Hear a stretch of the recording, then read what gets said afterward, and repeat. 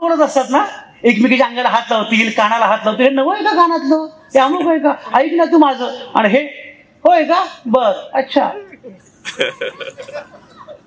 हिला रडता येत नाही. कितीही दुःख झालं तरी बायकोच्या मांडीवर हमसून हमसून रडणारा पुरुष बघितलाय का? हा पुरुष आहे ना, कसा रडेल? याचा दगड झालेला आहे. त्यामुळे मी नेहमी सांगतो, कुठलीही विषमतेची व्यवस्था त्या व्यवस्थेच्या कथित लाभार्थ्यांचं पण नुकसान करते. स्त्री पुरुष विषमतेनं सर्वाधिक नुकसान पुरुषांचं केलेलं आहे. आणि आता मात्र स्त्रिया, हे मला आठवतं, अलिबागमध्ये असताना मी एकदा नवरा बायकोचं भांडण सुरू होतं. नवरा म्हटलं बायकोला, हो घराच्या बाहेर. बायको म्हटली, कोणाचं घर? तो नाही, माझं घर. तो म्हटलं, सांग बरं. बायको म्हटली, सांग बरं, साखर कुठल्या डब्यात आहे? म्हणजे साखर कुठल्या डब्यात आहे तुला माहित नाही म्हणतो माझं घर. मी सांगितल्याप्रमाणे सर्वाधिक काम जे झालेलं आहे महिलांच्या अनुषंगाने ते महाराष्ट्रामध्ये झालेलं आहे. आणि म्हणून स्त्री पुरुष समतेच्या अनुषंगाने सुद्धा महाराष्ट्रानं ज्या प्रकारचं काम केलेलं आहे, मला असं वाटतं की जो लढा मी सांगतोय परिवर्तनाचा, त्या लढ्यामध्ये सर्वात पहिल्यांदा महिलांनी आल्या पाहिजे. आपल्यापैकी अनेकांना माहिती नाहीये की आपण फुले शाहू आंबेडकर सांगतो इथे आणि महिला भलत्याच ठिकाणी असतात. नको त्या बैठका, नको त्या गोष्टी. बैठका इथे आहेत का नाही मला माहिती नाहीये. आहेत का बैठका? आहे ना बैठक? नको त्या ठिकाणी महिलांना गुंतवलं जातं. महिलांनी या सगळ्या विचारांमध्ये भाग घेऊच नये असा प्रयत्न मुद्दाम केला जातो. मला असं वाटतं या लढाईमध्ये आपल्याला महिलांना सोबत घ्यावं लागणार आहे. या लढाईमध्ये आपल्याला तरुणांना सोबत घ्यावं लागणार आहे. आणि सगळ्यात महत्वाचं म्हणजे नव्या पिढीच्या भाषेत बोलावं लागेल. आपली अडचण काय झाली माहितीये? आपण सगळे ज्येष्ठ फुले शाहू आंबेडकर सांगतो आणि तरुण मुलांना तो इतिहास माहितीच नाहीये. इतिहासामध्ये काहीच नाहीये, सगळं अजिबातच माहिती नाहीये. आणि आपण त्यांच्या भाषेत बोलत नाही. तरुण मुला मुलींच्या भाषेत आपण बोलत नाही, त्यांच्या भाषेत बोललं पाहिजे. या तरुण मुला मुलींची भाषा कुठली? नव्या माध्यमांची भाषा. या नव्या माध्यमांच्या भाषेमध्ये त्यांच्याशी बोलता आलं पाहिजे. नुसती भाषणं करून चालणार नाही. त्यांना त्यांची माध्यमं पण तुम्हाला समजावी लागतील, समजून घ्यावी लागतील. मला खात्री आहे या पद्धतीनं या भाषेमध्ये आपण नव्या पिढीशी बोलत गेलो, या प्रकारे आपण संपर्क संवाद साधत गेलो. एक तुम्हाला सांगू का, मला पूर्णपणे खात्री आहे परिवर्तनवादी विचार जेव्हा तुम्ही मांडता ना तेव्हा त्याला यश येतं. तुम्हाला फक्त उदाहरण सांगतो. माझं जेव्हा वी द चेंज आम्ही भारताचे लोक नावाचं पुस्तक आलं शरद, ते पुस्तक आल्यानंतर मला एका दिवशी फोन आला. त्या माझ्या पुस्तकावर फोन नंबर आहे. ते संजय आवटे बोलतायत का? म्हटलं हो बोलतोय. मी रश्मी लेले बोलते. म्हटलं बोला. हुजूर पागा शाळेची निवृत्त उपमुख्याध्यापिका, राष्ट्रपती पुरस्कार विजेती. म्हटलं बर मॅडम बोला. माझं वय वर्ष 72. म्हटलं मॅडम बोला ना. माझे वडील राष्ट्रीय स्वयंसेवक संघाचे निरलस कार्यकर्ते, माझी आई राष्ट्रसेविका समितीची कार्यकर्ती. मी सावरकरांची भाषणं वडिलांच्या खांद्यावर बसून ऐकलेली आहेत. तुमचं पुस्तक वाचलं आणि मला दुःख झालं. आता मी म्हटलं बायोडाटा असा आहे की दुःख होणारच. पण त्या काय म्हटलं माहितीये? मला दुःख याचं झालं की संजय आवटे तुम्ही मला 72व्या वर्षी का भेटलात? तुम्ही जर मला शालेय वयात भेटला असतात तर कदाचित रश्मी लेले ही व्यक्ती वेगळीच झाली असती. आणि पुढे ते असं म्हणाल्या, पण संजय आवटे मला आनंद पण झाला. आनंद याचा झाला की मरताना का असेना मला खरा भारत कळाला. हा खरा भारत आणि खरा महाराष्ट्र लोकांपर्यंत पोहोचवणं, त्यांना सांगणं हे सगळ्यात महत्वाचं काम आहे. आणि म्हणून मला असं वाटतं की हे काम करण्यासाठी आपल्याला महाराष्ट्राची गाथा, भारताची गाथा नव्या पिढीपर्यंत पोहोचवली पाहिजे. सर्वसामान्य माणूस केंद्रबिंदू असणारं संविधानिक मूल्य हे पोहोचवलं पाहिजे. आणि मी मगाशी उल्लेख केल्याप्रमाणे अरे तुकाराम ज्ञानेश्वर आमचे एवढे प्राचीन आहेत. शरद भिंगारे जेव्हा आमचे संत ज्ञानेश्वर जेव्हा 12व्या शतकामध्ये हे विश्वसी माझे घर म्हणत होते, आता विश्वात्मके देवे म्हणत होते, तेव्हा तुमच्या अमेरिकेचा जन्म पण झालेला नव्हता. एवढी आमची गाथा प्राचीन आहे. त्या ज्ञानेश्वरांवर मला आठवलं एक प्रसंग. तुम्हाला कदाचित एका माझ्या भाषणात मी पूर्वी सांगितलं, तो ऐकलाय असेल तुम्ही. अकोल्यातला प्रसंग तुम्हाला माहिती असेल. तुम्ही अकोल्यामध्ये होतात म्हणून मुद्दाम सांगतो. सुनील हुसे अकोल्यामध्ये होते. तुम्हाला अकोला नावाचं शहर माहिती आहे ना? विदर्भामध्ये अकोला नावाचं एक शहर आहे. त्या अकोल्यामध्ये मी 2001 मध्ये लोकमतचा संपादक म्हणून गेलो. मग तेव्हा माझं वय अगदी 28-29 वगैरे होतं. गेलो.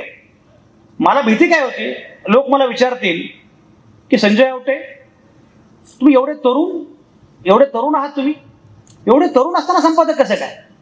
का पूर्वीही संपादक होण्यासाठी किमान पांढरे केश टक्कल असं आवश्यक होतं. एवढ्या तरुण वयात संपादक कसे काय? दुसरं तुम्ही विदर्भातले नाही आहात तरी संपादक इथे कसं काय झाला? असं लोक मला असं वाटलं. प्रत्यक्षात उलटच झालं. मी गेलो आणि मी गेल्यानंतर मला लोकांनी विचारलं, संजय आवटे म्हणजे कोण? ते म्हटलं आवटे हा काही शब्दाला अर्थ नाही. म्हणजे म्हटलं मी शब्दकोशामध्ये बघितलं, विश्वकोशामध्येही बघितलं, आवटेला काही अर्थ नाही आहे. आणि पण आवटे म्हणजे कोण? परत गंमत काय, माझं नाव आहे संजय श्रीधर आवटे. लोकांना जात कळतच नाही. जो जे वांछिल तो ते लाहो. पण तरी लोक चिवट असतात, जात शोधत बसतात. कुणाला तरी कळलं की हे ब्राह्मण आहे.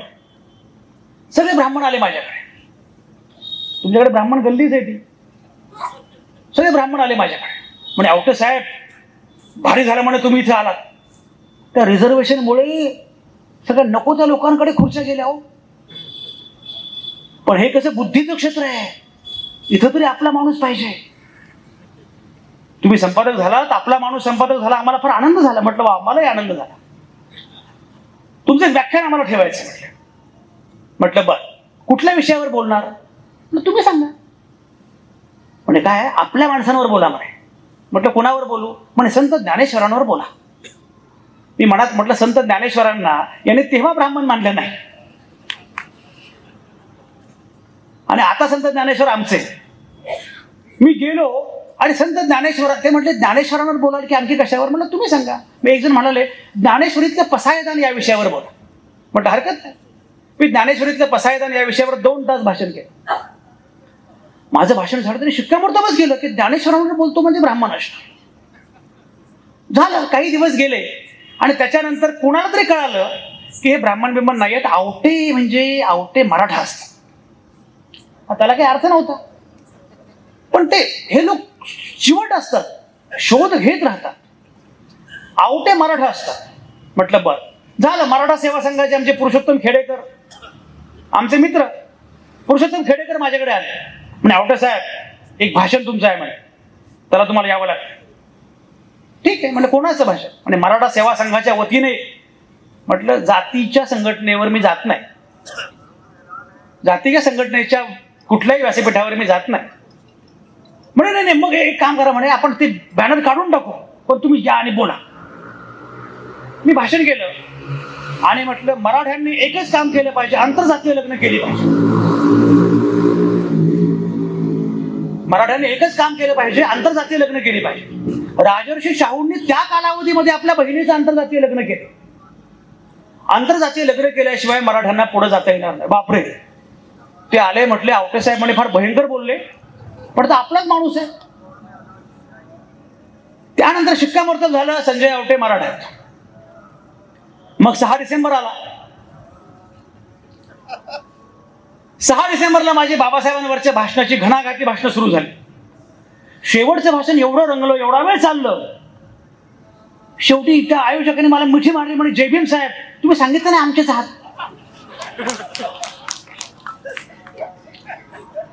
सगळं झाल्यानंतर काही दिवसांनी माझा निरोप समारंभ झाला, कारण मी पुण्यामध्ये माझी बदली झाली. तर निरोप समारंभाला सगळे लोक होते, सगळ्या जातींचे. अरुण डिबेकर हे ब्राह्मण, तेव्हा मंत्री होते. प्रकाश आंबेडकर तेव्हा खुल्या मतदारसंघातनं खासदार होते. आणि पुरुषोत्तम खेडेकर, अशी सगळी मंडळी होती. सगळ्या भाषणामध्ये भाषण सुरू झालं, कार्यक्रम सुरू झाला.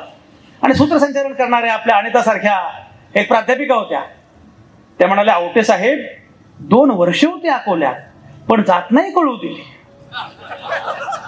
आले लब्बाडा, जात नाही कळू दिली. मी उभा राहिलो आणि मी म्हटलं मी 2 वर्ष अकोल्यामध्ये होतो आणि ब्राह्मणांना मी ब्राह्मण वाटलो, बौद्धांना बौद्ध वाटलो, मराठ्यांना मराठा वाटलो. याचा अर्थ मी खरा माणूस आहे. आणि माझं आवाहन आहे तुमच्या मुला मुलींना सुद्धा की त्यांना माणूस करा. त्यांना उद्या एक डॉक्टर, इंजिनियर, IAS, कलेक्टर हे सोडून द्या. हे जे सवय लागली ना सगळ्या आयांना आणि बापांना की प्रत्येक पोरांना IAS झाले पाहिजे, काही गरज नाही. 8वीला पोरगा असतं आणि UPSC करतो, वेळ लागला काय म्हटलं. एका मैत्रिणीकडे गेलो, म्हटलं काय करते मुलगी, ती एवढा मोठा चष्मा, 8वीतली पोरगी. म्हणजे अंकल IIT एंट्रन्स करते. म्हटलं गाढवेस काय, 8वी मध्ये नाचायचं असतं, गायचं असतं, खेळायचं असतं. म्हटलं 8वी मध्ये मला IITचं फुल फॉर्म पण माहिती नव्हतं आणि काही गरज नसते. ही जी सवय लागली ना ह्या आयांचा प्रॉब्लेम फार बरं का. माझ्या नणंदेच्या मुलाला IITला मिळाले, अरे मग हिनं काय करायचं. जाऊबाईच्या मुलीला DED मिळालं, तू नाही गेली तर माझं नाक कापलं जाईल. तुमच्या नाक कापण्यासाठी तुम्ही तिचं करिअर कापता. पोरांना हवं ते करू दिलं पाहिजे. लक्षात घ्या, तुम्हाला महाराष्ट्र वाढवायचं असेल तर पोरांना हवं ते करू दिलं पाहिजे. ही सगळी जी अभ्यासिकेमध्ये जी पोरं आहेत ना, नीट करतो, सेट करतो, UPSC, अरे कुणीतरी म्हणावं मला संपादक व्हायचंय, कुणीतरी म्हणावं मला पत्रकार व्हायचंय, कुणीतरी म्हणावं मला कलावंत व्हायचंय. नागराज मंजुळे नावाचा माणूस तुम्हाला माहिती आहे, 10वीला 6 विषयांमध्ये नापास झाला. तर म्हणजे नागराज कसा काय नापास झाला 6 विषयांमध्ये. तो शांतपणे म्हटला, नाही सर विषय 6च होते ना.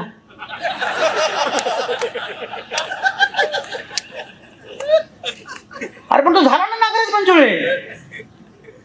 तुम्हाला कशाला तुमच्या पोरांना काय कारण नसतं ना, त्यांना हवं ते करू द्या. सचिन तेंडुलकर 12वी मध्ये इकॉनॉमिक्स मध्ये नापास झाला. आज तसं इकॉनॉमिक्स बघण्यासाठी 100 लोकांच्या CAची फौज आहे. तुम्ही तुमचा पोरगा जसं बॅट घेऊन, आपल्याकडे प्रॉब्लेम काय होतो माहितीये का, 8वी 9वी पर्यंत हवं ते कर. 10वी, अरे 10वी म्हणजे काय, 12वी म्हणजे काय. आणि समजा तुमचा मुलगा मुलगी नाही झाला IAS IIT, काय फरक पडतो. तर हव्या त्या विषयामध्ये करू द्या. मी उदाहरण ठळकपणे आमच्या शरद भिंगारांना विचारा. मी BSc ऍग्रिकल्चर केलं, पण ते MPSC UPSC नादही कधी केला नाही. मी जर्नलिझम करायचा निर्णय घेतला तेव्हा सगळ्या माझ्या मित्रांनी, शरदला विचारा, सगळ्या माझ्या मित्रांनी माझ्या करिअरला श्रद्धांजली वाहिली. चांगला होता बिचारा. पण तेव्हा लोकांना पत्रकार म्हणजे काय माहितीच नसायचं. माझं जेव्हा लग्न ठरवायचं चाललं होतं तेव्हा त्या सासूबाईंनी, होणाऱ्या सासूबाईंनी, तर झाल्या नाहीत सासूबाई, हा मुद्दा वेगळा, पण होणाऱ्या सासूबाईंनी माझा हातात घेतला. मला म्हटलं मऊ लागतोय हात. म्हटलं मग मी एवढ्या प्रिंटिंग प्रेसमध्ये काम करून काळा नाही पडला. म्हटल्या म्हटलं मी प्रेसमध्ये काम नाही करत, म्हटलं मी पत्रकार आहे. म्हणजे पत्रकार आहे बरोबर आहे, पण खाण्यापिण्याचं कसं. म्हटलं अरे पगार मिळतात, असं असतं का. माझं म्हणणं असं आहे की नव्या पिढीला हव्या त्या पद्धतीनं त्यांना जे हवं ते करू द्या. तुमच्या कालावधीमध्ये दुसरे मार्गच नव्हते, करिअरचे ऑप्शन नव्हते. आता सगळे मार्ग आहेत ना उपलब्ध. पत्रकार होऊ द्या, चित्रकार होऊ द्या, कलावंत होऊ द्या, गाणी लिहू द्या, सिनेमे करू द्या, नाटकं करू द्या, हवं ते करू द्या. मला असं वाटतं की या पद्धतीनं नव्या पिढीला मुक्तपणे हवं ते करू दिलं पाहिजे, तर महाराष्ट्र खऱ्या अर्थानं पुढे जाऊ शकतो. तुम्ही त्यांना बंदिस्त करू नका, बांधून ठेवू नका, करिअर बांधू नका. हे केल्यामुळे काय झालं माहितीये, मुलं IIT करतात, मुलं IAS होतात, सगळं होतात. फक्त मुलं 2 गोष्टी करत नाहीत, विचार करायला शिकत नाहीत आणि आनंदानं जगायला शिकत नाहीत. आपण मुलांना सगळं शिकवतो, पण आनंदानं जगायला कुठे शिकवतो. आणि म्हणून मला असं वाटतं, समारोप करताना महाराष्ट्र धर्म वाढवावा असं म्हणताना मी मुद्दाम सगळ्या घटकांशी बोलतोय, मुलांच्या संदर्भात बोलतोय. आणि मुलांशी बोलणं फार आवश्यक आहे आणि मुलांचं ऐकणं पण फार आवश्यक आहे. महिलांसोबत काम करणं पण आवश्यक आहे. या सगळ्या अनुषंगाने जेव्हा आपण पुढे जाऊ तर बाबा आमटे म्हणतात, ती कविता मला आठवते, कोंडलेल्या वादळाच्या या पहा अनिवार्य लाटा, कोंडलेल्या वादळाच्या या पहा अनिवार्य लाटा, माणसासाठी उद्याच्या इथून निघतील वाटा. पांगळ्यांना हात द्या या, येऊ द्या बळदंड बाहो, निर्मितीच्या मुक्त गंगा द्या इथे मातीत वाहो. नांगरू स्वप्न उद्याची, भव्य ही फुलतील शेते, घाम गाळील ज्ञान येथे, येथून उठतील नेते. वेदनेच्या गरदराने पिटली आनंद द्वाहे, दुःख उधळा वयास आता, आस वाढना वेळ नाही. शृंखला पायी असू दे मी गतीचे गीत गाय, शृंखला पायी असू दे मी गतीचे गीत गाय. हे गतीचं गीत गात जग कसं बदलतंय हे लक्षात आलं पाहिजे. एक फक्त समारोपाचा फक्त एक किस्सा सांगतो आणि मग मी थांबणार आहे. मगाशी उल्लेख झाला माझ्या अनेक पुस्तकांचा. बराक ओबामा बदलत्या जगाचा सक्सेस पासवर्ड नावाचं माझं पुस्तक आलं 2008 मध्ये. बराक ओबामा अमेरिकेचे अध्यक्ष झाले 2008 मध्ये. तोपर्यंत बराक ओबामा अमेरिकेचे अध्यक्ष होतील असे कोणाला वाटत नव्हतं. कारण बराक हुसेन ओबामा या नावाचा माणूस अमेरिकेचा अध्यक्ष होईल का? अमेरिकेच्या अध्यक्षाचं नाव कसं पाहिजे? Joe Biden, bill Clinton, George Bush असं पाहिजे. हा बराक हुसेन ओबामा या नावाचा माणूस अमेरिकेचा अध्यक्ष होणार नाही असं लोकांना वाटत होतं. बराक ओबामा अमेरिकेचे अध्यक्ष झाले आणि ते झाल्यानंतर पुण्यामध्ये एका परिसंवादाचं आयोजन केलं होतं. बराक ओबामा अमेरिकेचे अध्यक्ष झाले, आता पुढे काय? रामकृष्ण मोरे आणि अनिल बाविस्कर एक लक्षात घ्या, पुणेकरांना ही चिंता फार असते. ते पु ल देशपांडेंनी म्हटलंय ना की आपण महानगरपालिकेमध्ये उंदीर मारण्याच्या विभागात काम करत असलो तरीही अमेरिकेच्या अध्यक्षांना आपण सल्ला देऊ शकतो असे ज्याच वाटते त्याच पुणेकर म्हणाले. त्यामुळे बराक ओबामा अमेरिकेचे अध्यक्ष झाले, आता पुढे काय ही चिंता कुठे पुणेकरांना. परिसंवाद, त्या परिसंवादामध्ये एक वक्ता मी पण होतो, बाकी सगळे वक्ते होते. आणि ही गोष्ट 2008 ची असल्यामुळे मी तेव्हा आणखी तरुण होतो, आजही तरुणच आहे. माझं भाषण होतं, मी भाषणामध्ये मी अतिशय भारावलेलो होतो की बराक ओबामा नावाचा माणूस अमेरिकेचा अध्यक्ष झाला याचे मला फार कौतुक होतं. मग जी कार आहे त्या कारच्या मागे ओबामांचं वाक्य लिहिलेलं होतं, येस वी कॅन. मी उभा राहिलो आणि भरपूर बोललो की it is expression of the change वगैरे भरपूर बोललो. माझं भाषण झाल्यानंतर एक पुणेकर विचारवंत उभे राहिले. पुण्यामध्ये भाषण अशी करतात की बोलतोय की नाही कळतच नाही, असं वगैरे नसतं. विचारपीठावरील मान्यवर, आजच्या कालखंडाचा समग्रपणे विचार करताना एकूणच सांप्रतकाळी अनेक कठीण प्रश्नांचा विचार आणि चिंतन करण्याची अपरिहार्यता निर्माण झाली असं काहीतरी. तर ते आले आणि ते म्हणाले, संजय आवटे बोलले, बरं बोलले. हसू नका, बरं हे पुण्यातलं सुपरलेटिव्ह आहे. गुड, बेटर, बेस्ट आणि मग बरं. संजय आवटे बोलले, बरं बोलले, पण बराक ओबामा अमेरिकेचे अध्यक्ष झाल्यामुळे जग बदलेल असं काही मला वाटत नाही. आता मला प्रतिवाद करणं भाग होत. मी म्हटलं, एक सेकंड, मला माझा प्रतिवाद करायचा. मी म्हटलं, आता प्राध्यापक अमुक अमुक बोलले, फार उत्तम बोलले, पण बराक ओबामा अमेरिकेचे अध्यक्ष झाल्यामुळे जग बदलेल असा माझा दावाच नाहीये. माझा दावा असा आहे, जग बदलल्यामुळे बराक ओबामा अमेरिकेचे अध्यक्ष झालेले. हे